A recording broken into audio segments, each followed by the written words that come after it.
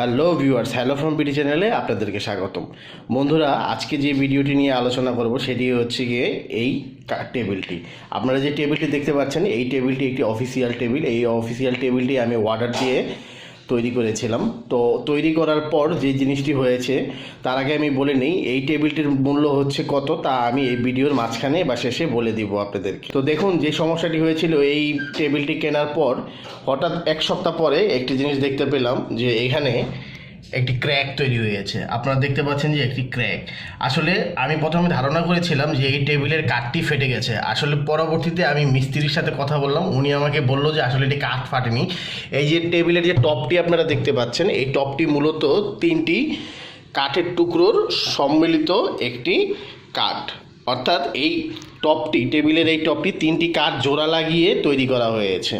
So এই যে একটি জোড়া আছে, এই জোড়াটি এখান থেকে পুডিং যেটি আছে এই পুডিংটি উঠে গেছে। এখানে আরেকটি জোড়া আছে এবং এইখানে আরেকটি জোড়া আছে। অর্থাৎ এখানে 1টি কাঠ, 2টি কাঠ এবং 3টি কাঠ মিলে কিন্তু এই টেবিলের টপটি তৈরি করা হয়েছে।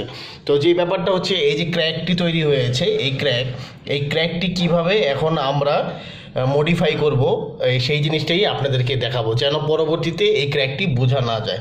তো এই ভিডিওটি দেখতে থাকুন। আর আমার এই চ্যানেলটি যদি আপনারা সাবস্ক্রাইব করে না থাকেন, অবশ্যই আমার চ্যানেলটিকে সাবস্ক্রাইব করে দেবেন এবং ভিডিওটি ভালো লাগলে একটি লাইক দিয়ে দেবেন। তাহলে আমি বুঝতে পারবো যে এই ভিডিওটি আপনাদের ভালো লেগেছে।